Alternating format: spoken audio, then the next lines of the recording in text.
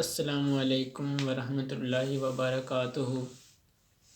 آج میں آپ سے بات کرنا چاہتا ہوں آخرت کی موٹیویشن پر، کیونکہ جب سے ہم پیدا ہوئے ہیں ہم نے دنیا میں تو بہت موٹیویشن لیکچر سنے ہیں، اپنا سٹیٹس بنا لو، گاڑی لے لو، بنگلہ لے لو، اونچا مکان بنا لو اور بہت کچھ حاصل کر لو، لیکن کیا ہم نے کبھی آخرت کی موٹیویشن بھی سنی ہے؟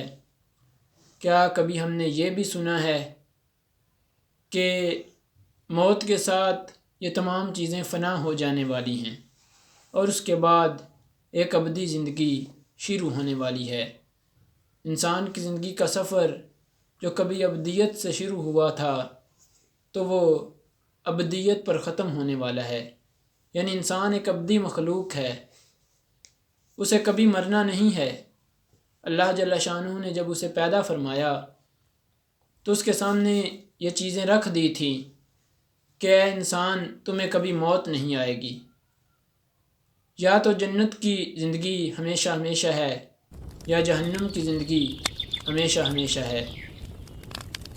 تو اس دنیا میں جس ایج میں ہم رہ رہے ہیں 2024 میں، تو یہاں پر ہمیں سوشل میڈیا پر اور کہیں بھی ہر جگہ جہاں بھی ہم جاتے ہیں ہم سے یہ پوچھا جاتا ہے آپ کا سٹیٹس کیا ہے، آپ کی ارننگ کیا ہے، آپ کا بزنس کیا ہے، لیکن اللہ جل شانہ قرآن مجید میں ان چیزوں کو کامیابی نہیں فرماتے۔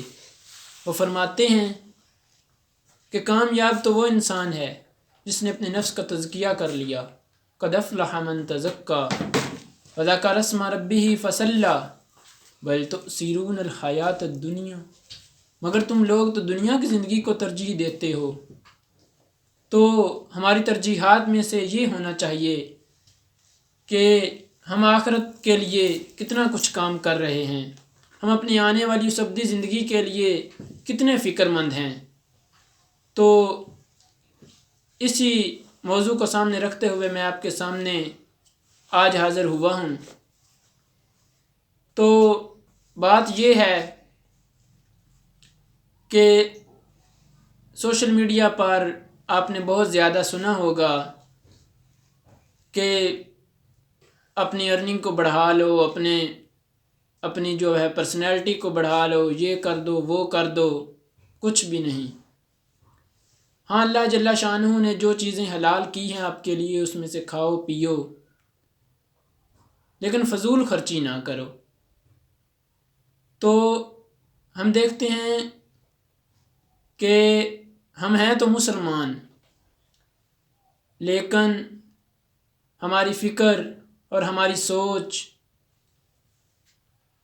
آخرت کی زندگی کے بارے میں ہمیں بہت کم معلومات، اور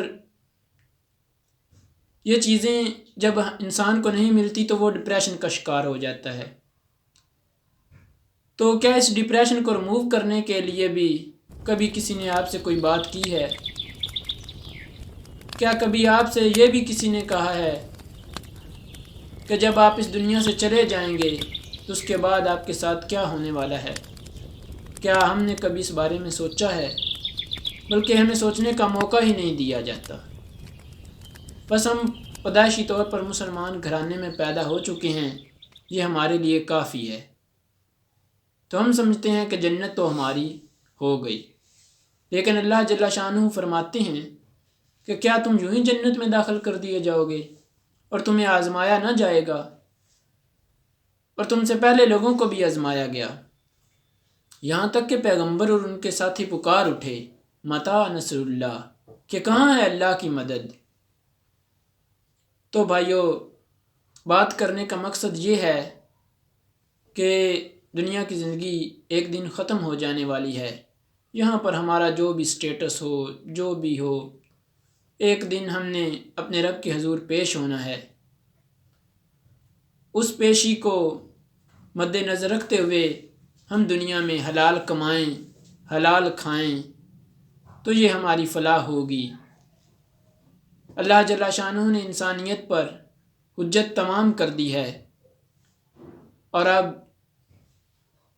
انسان جو ہے وہ ترقی کے آخری مرحل میں ہے، تو اس لیے اپنی آخرت کو بہتر بنانے کی کوشش کریں اور آخرت کے بارے میں بھی تھوڑی بہت موٹیویشن حاصل کریں، نہ کہ ہر وقت دنیا کو حاصل کرنے کی موٹیویشن حاصل کرتے رہیں۔ وآخر دعواہم ان الحمد للہ رب العالمین۔